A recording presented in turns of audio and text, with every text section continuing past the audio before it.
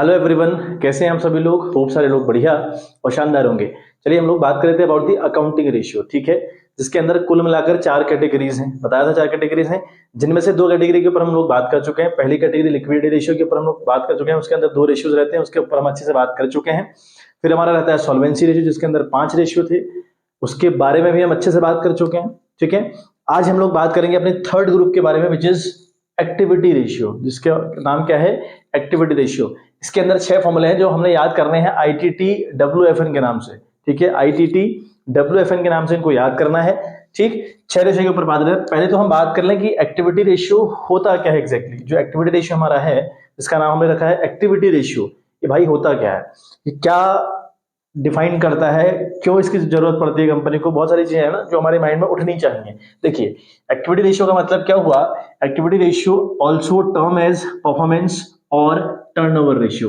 इनको हम 2 नामों से और जानते हैं। जो एक्टिविटी रेशियोज हैं, जो 6 टाइप के रेशियोज रहते हैं, इसके नाम परफॉर्मेंस रेशियो भी आप कह सकते हो और इसको आप टर्नओवर रेशियो भी कह सकते हो। यानी जो कैटेगरी एक्टिविटी रेशियो के नाम से यहाँ पे लिखी हुई है, इसको आप परफॉर्मेंस रेशियो या फिर टर्नओवर रेशियो भी बच्चों कह सकते हैं। ठीक है, बात क्या करता है, मेजर्स, ये मेजर करेगा क्या, how well the resources have been used by the enterprise. यानी कंपनी ने अपने जितने भी रिसोर्सेज हैं, कंपनी के पास जितने भी रिसोर्सेज हैं, जितने भी कंपनी के रिसोर्सेज हैं अपने, उनको कितनी बेहतरीन तरीके से कंपनी ने यूज किया है, ये हमको बताएगा। एक्टिविटी रेशियो कह लो, परफॉर्मेंस रेशियो कह लो या टर्नओवर रेशियो कह लो। 6 रेशियो होंगे इसके अंदर। ये 6 के 6 हमको बताएंगे कि हमारे अलग अलग टाइप के जो रिसोर्सेज हैं, वो किस तरीके से या कितनी बेहतरीन तरीके से उनको यूज किया गया है, कितने इफेक्टिव तरीके से उनको यूज किया गया है। ठीक है, कितनी एफिशिएंसी लाई गई है काम में, कितनी इफेक्टिवनेस लाई गई है काम में, ये सारी चीजें हमको ये बताएगा। ठीक है, देखें 6 टाइप के जो मैंने बताया कि याद करने हैं, ITT WFN के नाम से इनको याद करना है। जो पहला आई होगा, that is inventory turnover ratio. ठीक है, इन्वेंट्री टर्नओवर रेशियो। इन्वेंट्री के मतलब समझते होंगे, इन्वेंट्री से मतलब होता है स्टॉक से, जिसको हम स्टॉक कहते हैं। 12th में आने के बाद आप उसको इन्वेंट्री बोलोगे। ठीक है बात, ठीक। तो अगला हम देखें, ट्रेड रिसीवेबल टर्नओवर रेशियो हमारे पास रहेगा। ठीक है, अगला हमारे पास होगा ट्रेड पेएबल टर्नओवर रेशियो, अगला होगा working capital turnover ratio, the next one is fixed asset turnover ratio and the next one is net assets turnover ratio.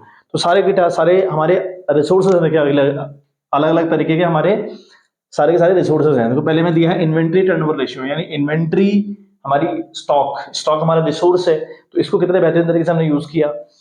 Trade receivable, जो हमारे पैसा हमारे पास आने वाला है, जो हमने उधार में लोगों को सामान बेच रखा है, वो किस तरीके से इसका परफॉर्मेंस हमारी कंपनी के अंदर चल रहा है। ट्रेड पेएबल का क्या टर्नओवर चल रहा है, जो हमने पे करना है। वर्किंग कैपिटल का क्या टर्नओवर चल रहा है, फिक्स्ड एसेट्स का क्या टर्नओवर चल रहा है, या फिर नेट एसेट्स का क्या टर्नओवर चल रहा है। तो अल्टीमेट लेवल पर हमारी परफॉर्मेंस किस तरीके से चल रही है, ये हमको बताएगा आपका एक्टिविटी रेशियो कह लो, परफॉर्मेंस रेशियो कह लो या फिर टर्नओवर रेशियो कह लो। ठीक है, और ये सारे के सारे रेशियो काउंट होंगे टाइम्स में, यानी इनका आंसर आने वाला है बच्चों टाइम्स में। ठीक है बात, चलिए अब हम बात करें, पहला जो रेशियो हमारे पास है इन्वेंट्री टर्नओवर रेशियो के ऊपर बात करते हैं। इन्वेंट्री का मतलब मैंने आपको बता दिया कि स्टॉक होता है। इन्वेंट्री टर्नओवर रेशियो का फॉर्मूला हुआ cost of revenue from operation, यानी cost of revenue from operation का मतलब हुआ COGS, cost of goods sold. समझते होंगे, 11th में आपने पढ़ रखा होगा ये सारा कॉन्सेप्ट कि कॉस्ट ऑफ गुड्स सोल्ड क्या होती है, नेट सेल क्या होती है ना। जो कॉस्ट ऑफ गुड सोल्ड होती है ना, उसको आज हम कहेंगे cost of revenue from operation, और जो नेट सेल हमारी रहती है उसे हम बोलते हैं रेवेन्यू फ्रॉम ऑपरेशन। ठीक है, अपनी नेट सेल को हम लोग बोलेंगे रेवेन्यू फ्रॉम ऑपरेशन, और जो हमारा कॉस्ट ऑफ गुड सोल्ड यानी जो COGS कह रहा था 11th में, उसको हम लोग बोलेंगे cost of revenue from operation upon average inventory. ये हमारा रहेगा फॉर्मूला। अब देखें, जो एवरेज इन्वेंट्री है वो कैसे निकलती है, वो opening inventory plus closing inventory upon 2। ठीक है, ये करके आपकी निकलेगी एवरेज इन्वेंट्री। अब जो ये इन्वेंट्री टर्नओवर रेशियो है ना, ये हमें बताएगा कि हमारी इन्वेंट्री है ना, इन्वेंट्री कितने इफेक्टिव तरीके से प्रोडक्ट में कन्वर्ट हुई और किस तरीके से उसको मार्केट में भेजा गया, कितना वो हमारे लिए है ना रेवेन्यू जनरेट कर पा रही है। ठीक है, यानी हमारी जो इन्वेंट्री थी उसका कितना बेहतरीन तरीका यूज किया गया या उसको कन्वर्ट करने में एज अ प्रोडक्ट, और कितना वो रेवेन्यू हमको जनरेट करके दे रही है, ये हमको बताएगा इन्वेंट्री टर्नओवर रेशियो। ठीक बात, तो फॉर्मूला हमारे पास cost of revenue from operation COGS हुआ upon average inventory. Average inventory निकालने वाले मैं आपको बता दिया कि भैया ओपनिंग इन्वेंट्री आप लेंगे प्लस क्लोजिंग इन्वेंट्री करेंगे अपॉन 2 करेंगे, तो आपकी एवरेज इन्वेंट्री भी निकल आएगी। ठीक है, अब रही बात सीओजीएस, जिसे हम cost of revenue from operation कह लें या फिर कॉस्ट ऑफ गुड सोल्ड कह लें, ये कैसे निकलता है। ठीक है, देखो कॉस्ट ऑफ गुड सोल्ड होता क्या है, पहले तो हम ये समझ लें। कॉस्ट ऑफ गुड सोल्ड होता है, सपोज करो मेरे हाथ में जो मार्कर है ना, ये मार्कर किसी ना किसी कंपनी ने बना के रखा होगा। अब ये कंपनी ने जब बनाया था तो कितना इस पर खर्चा किया गया था, यानी इसको बनते बनते कितना कॉस्ट आया था, उसे कहते हैं कॉस्ट ऑफ गुड सोल्ड। यानी जो हम बना रहे हैं आइटम, उसको बनाते बनाते कंपनी कितना खर्च कर ले रही है, उसे कहते हैं कॉस्ट ऑफ गुड सोल्ड। ठीक है, अब कॉस्ट ऑफ गुड सोल्ड निकालने का बहुत, देखो 11th का आपको याद होगा, हमारे पास एक ट्रेडिंग अकाउंट खोला करता था, आपको आई होप याद हो। ट्रेडिंग अकाउंट हम लोग खोला करते थे, उस ट्रेडिंग में हम टू लिखते थे, ओपनिंग इन्वेंट्री है ना, यहाँ हम लिखते थे ओपनिंग इन्वेंट्री हम लोग लिख रहे हैं। ठीक है, और इधर हम लिख रहे हैं टू डायरेक्ट एक्सपेंसेस। ठीक है, डायरेक्ट एक्सपेंसेस लिख रहे हैं। इधर हम लोग लिखते थे बाई नेट सेल, हम लोग यहाँ पर नेट सेल लिखा करते थे। यहाँ पर फिर हम लिखते थे बाई क्लोजिंग इन्वेंट्री यानी क्लोजिंग स्टॉक।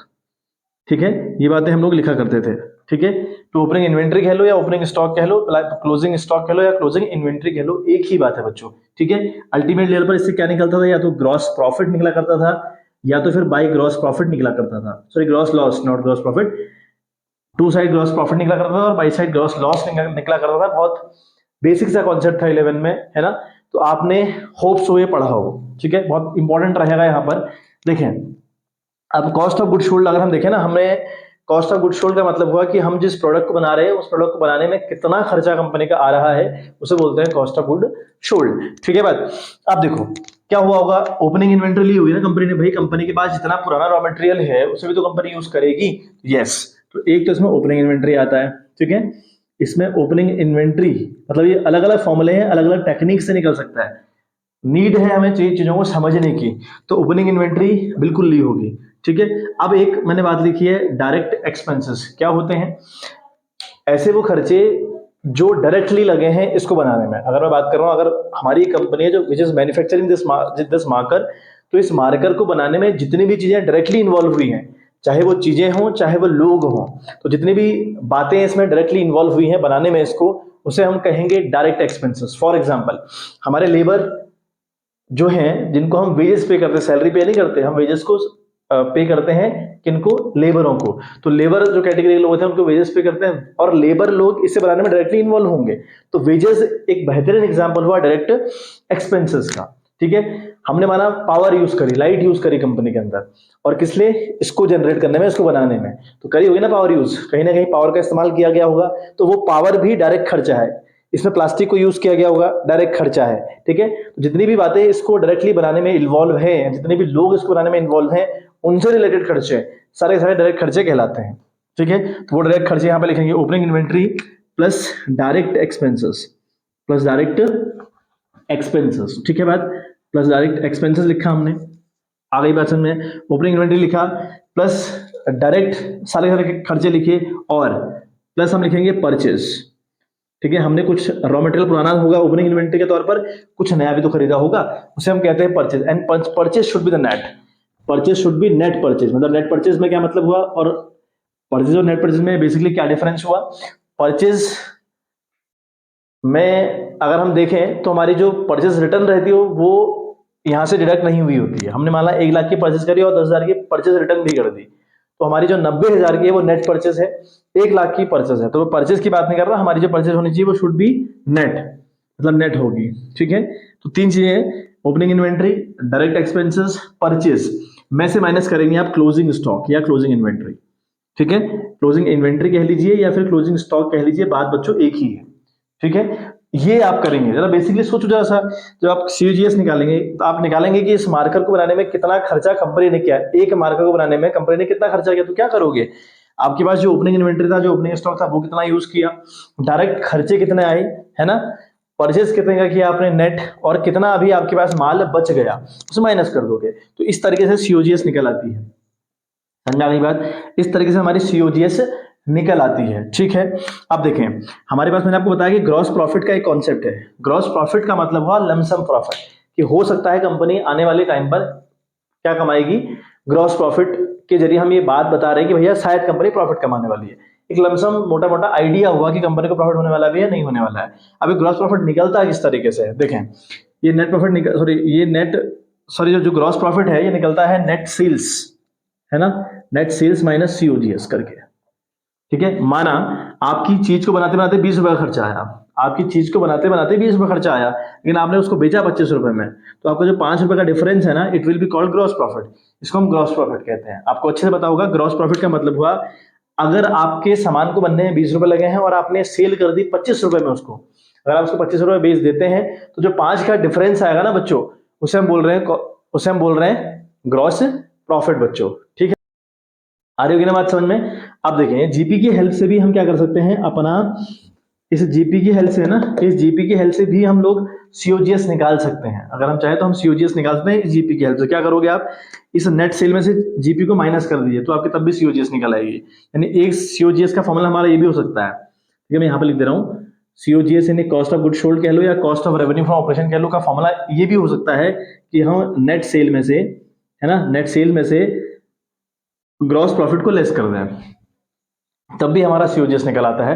देखें कई बार हमें जीएल हो जाती है, मतलब हमारी ग्रॉस लॉस भी हो सकती है। वो कब, जब हमारा सीओजीएस ना,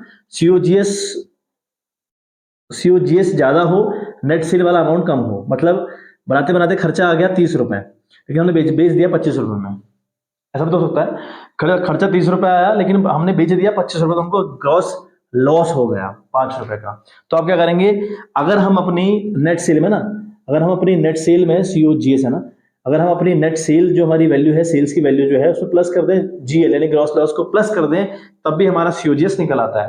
तो अल्टीमेट लेवल पर ये 3 फॉर्मूले जो 11th के थे, एक्चुअली ये 11th के, 12th का एक बहुत अटपटा फॉर्मूला यहाँ पर दिया गया है आपकी बुक्स में, बिल्कुल जरूरत नहीं उसको रट्टा मारने की, मतलब वो आई थिंक बिल्कुल रिलेवेंट नहीं है। आप इसी बातों से अपना सीओजीएस यानी cost of revenue from operation आराम से निकाल सकते हैं बच्चों, कोई नीड नहीं है पैनिक होने की। तो ये इतनी जो मैंने आपको टेक्निक बताई, बस आप ग्रॉस प्रॉफिट और ग्रॉस लॉस का कॉन्सेप्ट अगर आपको बहुत अच्छे से पता नहीं है, एक बार पढ़ लीजिएगा, है ना, 11th की बुक खोल के देख लीजिएगा कि ग्रॉस प्रॉफिट किस तरीके से आता था, ग्रॉस लॉस किस तरीके से हमारी आती थी। हालांकि मैंने बता दिया आपको, है ना, आपका ट्रेडिंग अकाउंट जो बनता था 11th में, उसी का सारा कॉन्सेप्ट है।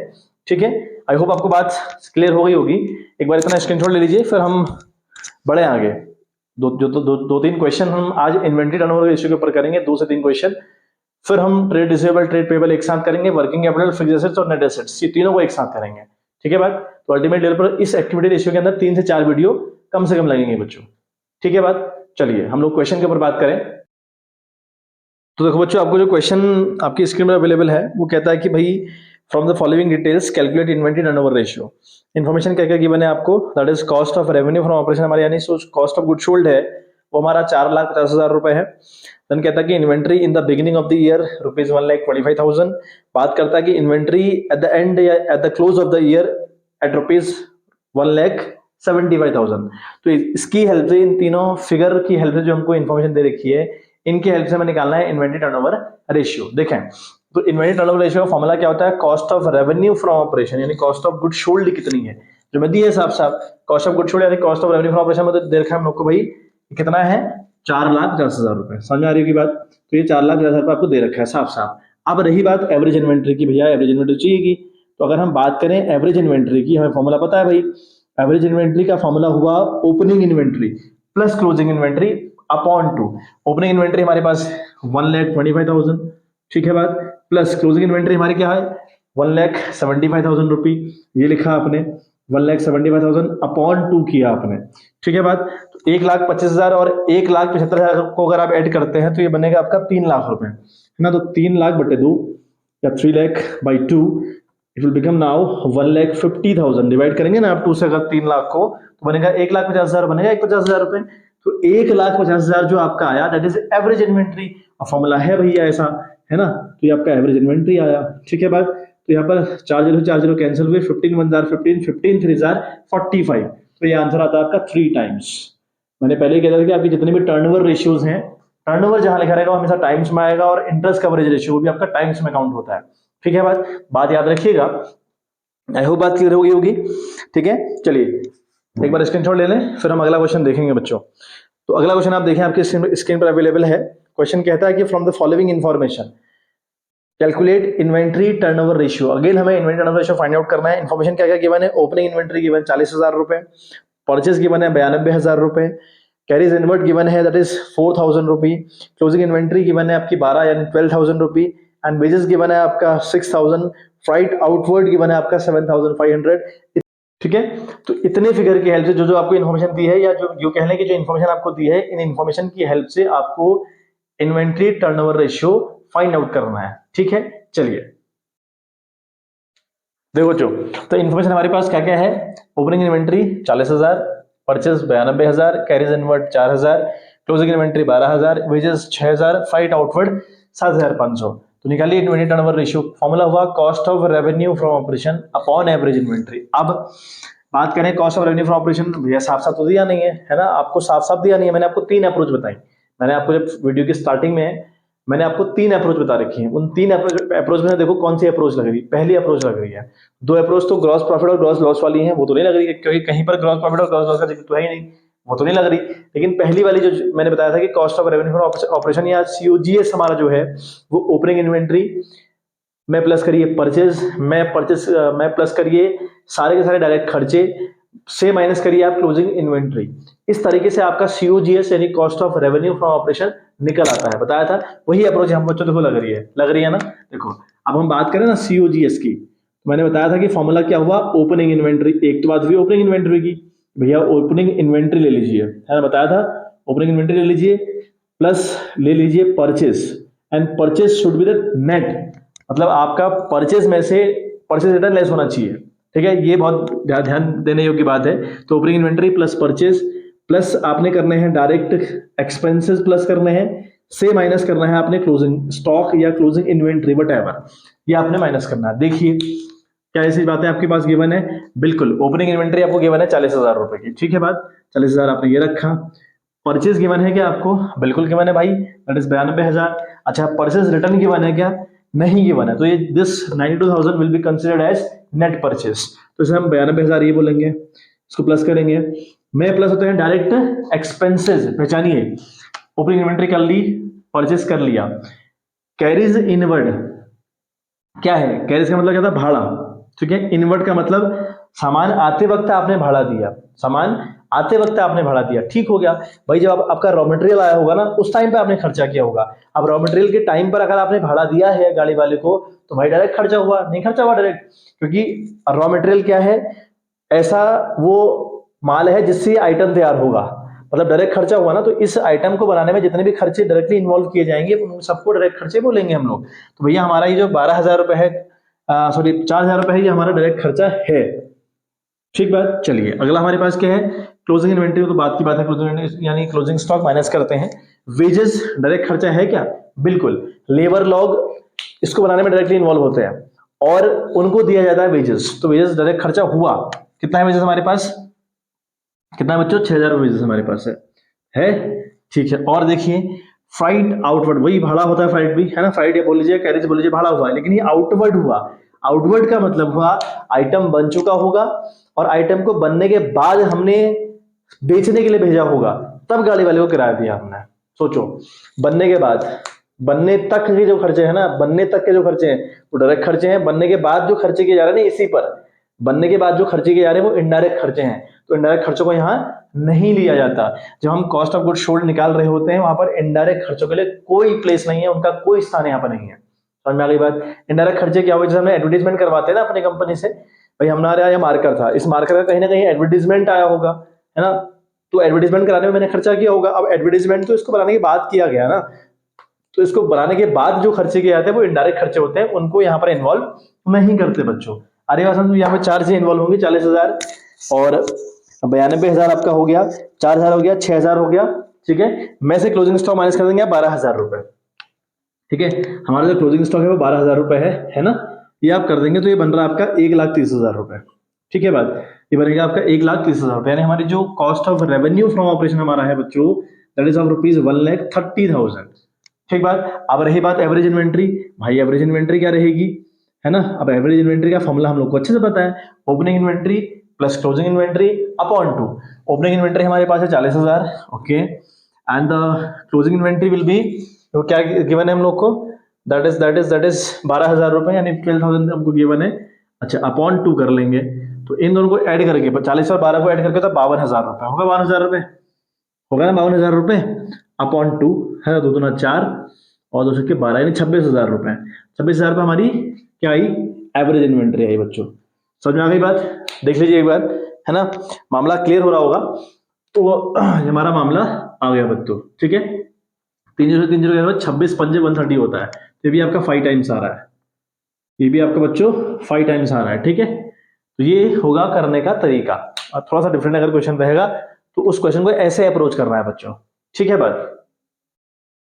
देखो बच्चों अगला क्वेश्चन देखो आप लोग, क्वेश्चन हमारे पास है calculate inventory turnover ratio from the following information, that is opening inventory is ₹50,000, purchase is ₹3,90,000, revenue from operation net cell हमें दे रखी है 6 लाख, ग्रॉस प्रॉफिट रेशियो कहता है कि 30% है, यानी जो कंपनी का ग्रॉस प्रॉफिट है वो 30% है, ठीक है। तो ये हमारे पास इन्फॉर्मेशन, इस इन्फॉर्मेशन की हेल्प से हम लोग को फाइंड आउट करना है दैट क्या, हमें फाइंड आउट करना है बच्चों इन्वेंट्री टर्नओवर रेशियो, ठीक है बात। चलिए, तो ओपनिंग इन्वेंट्री 50,000 रुपए, परचेज हमारे पास 3,90,000, purchase sorry revenue from operation, revenue from operation को हम कहते हैं नेट सेल, दे रखा है हमको 6 लाख रुपए, और ग्रॉस प्रॉफिट रेशियो हमको दे रखा है बच्चों 30%, ठीक है बात। इतनी इन्फॉर्मेशन हमारे पास अवेलेबल है। अच्छा, सबसे पहले तो हमें चाहिए cost of revenue from operation. अब एक बात यहाँ पे ध्यान रखें, यहाँ पर ग्रॉस प्रॉफिट की बात कही गई है, और ग्रॉस प्रॉफिट की अगर बात करें या फिर ग्रॉस लॉस की बात करें, तो मैंने आपको 3 अप्रोच बताई ना। जो सीओजीएस है यानी जो cost of revenue from operation है, इसको निकालने के 3 तरीके मैंने आपको बताए, 3 फॉर्मूले बताए। तो तीनों में से पहला तो काम नहीं करना, पहला तो यहाँ कुछ है ही नहीं ऐसी इन्फॉर्मेशन, है ना। देखो ओपनिंग इन्वेंट्री बिल्कुल है आपके पास, परचेज आपके पास गिवन है, लेकिन डायरेक्ट खर्चे कहाँ है, क्लोजिंग इन्वेंट्री कहाँ है ना। बहुत सारी बातें आपको गिवन नहीं है तो उससे काम नहीं बन पाएगा, है ना, आपका काम इससे नहीं बन पा रहा है बच्चों, ठीक है बात। तो अगर उससे बात नहीं बन पाएगा तो फिर कहानी बिगड़ जाएगी, उस कहानी को तुमको चाहिएगा भैया उतना हो तो, है ना। तो बच्चों देखो कौन सी अप्रोच लगेगी, किस तरीके से हम लोग काम करने वाले हैं वो आप देखिए। सबसे पहले तो हम बच्चों बात करेंगे कि भाई cost of revenue from operation किस तरीके से निकाला जाए वो पता करेंगे, ठीक है। अब देखो, तो यहाँ पर हमको देखो एक बात दी है कि जो हमारा ग्रॉस प्रॉफिट है वो कितना है बच्चों, ग्रॉस प्रॉफिट हमको देखा कि भैया वो तो 30% है, 30% ग्रॉस प्रॉफिट है हमारा, ठीक है। अच्छा, हमारा जो रेवेन्यू फ्रॉम ऑपरेशन है यानी हमारी जो नेट सेल है वो 6 लाख रुपए है, तो इस 6 लाख का 30% ग्रॉस प्रॉफिट रहा होगा, ठीक है। 6 लाख इंटू 30/100 अगर आप करोगे तो आएगा आपका 1,80,000 रुपए, यानी आपका 1,80,000 रुपए क्या आएगा बच्चों, ग्रॉस प्रॉफिट आया होगा। अब अगर हमको सीओजीएस निकालना हो ना, कभी हमको सीओजीएस निकालना हो यानी cost of revenue from operation निकालना हो, जिसको हम कॉस्ट ऑफ गुड सोल्ड भी कह देते हैं, का एक फॉर्मूला हमारे पास है नेट सेल। नेट सेल का मतलब हुआ रेवेन्यू फ्रॉम ऑपरेशन आपकी नेट सेल कहलाती है, माइनस आप कर दें जीपी यानी ग्रॉस प्रॉफिट, तब भी ये सीओजीएस निकल आता है। तो नेट सेल कितने की है भाई, वो आपकी 6 लाख रुपए की गिवन है, माइनस ग्रॉस प्रॉफिट कितने का आया, 180 का आया, 180 का, तो यानी हमारी सीओजीएस है वो 4,20,000 रुपए निकल आई बच्चों, बहुत ईजी है मामला। तो 4,20,000 तो ये आ गया, तो 4,20,000 रुपए हमारा cost of revenue from operation आ गया। अब हमको चाहिए एवरेज इन्वेंट्री, और एवरेज इन्वेंट्री का फॉर्मूला होता है opening inventory plus closing inventory upon 2। Opening inventory हमारे पास गिवन है भाई, ओपनिंग इन्वेंट्री तो हमारे पास 50,000 रुपए की है, लेकिन क्लोजिंग क्या है, हमको क्लोजिंग पता ही नहीं है, पता है क्लोजिंग आपको नहीं पता। देखो अब हम क्या करेंगे ना, सीओजीएस का एक फॉर्मूला हमारे पास होगा जहां पर हम क्लोजिंग इन्वेंट्री का यूज करते हैं या क्लोजिंग स्टॉक का यूज करते हैं। हालांकि सीओजीएस निकाल दिया मैंने कि भैया सीओजीएस 4,20,000 रुपए आया, ठीक है बात, लेकिन हमें क्लोजिंग इन्वेंट्री भी तो चाहिए। आप क्लोजिंग इन्वेंट्री के लिए कुछ तो फॉर्मूला यूज करना पड़ेगा ना। तो आप टेक्निक क्या यूज करेंगे, आप उस फॉर्मूले को यूज करेंगे जहां पर क्लोजिंग इन्वेंट्री का जिक्र होता है। वो कहां पर होता है, 2 जगह होता है, एक तो एवरेज इन्वेंट्री निकालते वक्त, उससे तो काम तो बनेगा नहीं, एक होता है सीओजीएस में। कैसे, सीओजीएस का मतलब होता है एक तो इसमें ओपनिंग स्टॉक यानी ओपनिंग इन्वेंट्री, ठीक है, मैं स्टॉक बोल दे रहा हूं, ओपनिंग इन्वेंट्री और स्टॉक है ना एक ही बात है। तो ओपनिंग स्टॉक कह लो, ओपनिंग इन्वेंट्री कह लो, में इंक्लूड होती है आपकी परचेस, है ना, में इंक्लूड होता है आपका डायरेक्ट एक्सपेंसेस, से माइनस होती है आपकी क्लोजिंग इन्वेंट्री कह लो या क्लोजिंग स्टॉक कह लो, ऐसा ही है। सीओजीएस निकालने का एक फॉर्मूला ये भी है ना बच्चों। अब देखो सीओजीएस आपके पास 4,20,000 रुपए आ गई, कोई दिक्कत नहीं। ओपनिंग स्टॉक आपका है 50,000 रुपए, ये आपने रखा 50,000 रुपए, भैया ठीक हो गया। परचेज आपकी कितने की है बच्चों, देखो परचेज आपकी है 390 यानी 3,90,000 की। अच्छा, प्लस डायरेक्ट खर्चे कुछ हैं क्या, इस पूरे क्वेश्चन में कहीं भी कोई डायरेक्ट खर्चे मेंशन नहीं है, तो नहीं आएंगे, सीधे माइनस क्लोजिंग। अब माइनस क्लोजिंग इन्वेंट्री कितनी है नहीं पता, तो हम क्लोजिंग इन्वेंट्री को मान ले रहे हैं एक्स, हम एक्स ले ले रहे हैं इसको, ठीक है, ये मामला बना। अभी हुआ तो 4,20,000, ठीक है, बराबर 50 और 390 आपका बनता है आपका 4,40,000 रुपए, है ना, माइनस आपका x आया। ठीक है बात। अच्छा, अब 4,20,000 से माइनस करेंगे आप 4,40,000, है ना, इधर आपका बचा माइनस का x। ठीक है, अब अगर आप घटाते हैं ना 4,20,000 से 4,40,000, तो आंसर आता है आपका माइनस का 20,000 और इक्वल्स टू माइनस एक्स तो है ही, एक्स तो माइनस का है ही, तो माइनस माइनस आप कैंसिल कर दे तो एक्स की वैल्यू 20,000 रुपए, यानी क्लोजिंग इन्वेंट्री हमारी 20,000 रुपए है। ठीक है, अब हमारा जो एवरेज इन्वेंट्री का फॉर्मूला होता है वो होता है ओपनिंग, है ना, 50,000 प्लस क्लोजिंग 20,000 अपॉन 2, होता है ऐसा। तो बस 50 प्लस 20 70,000, है ना, डिवाइड बाई 2 करेंगे तो आएगा 35,000। तो 35,000 की आपकी बच्चों एवरेज इन्वेंट्री आई। आ रही बात समझ में? तो यहाँ पर रखेंगे 35,000 रुपए, है ना।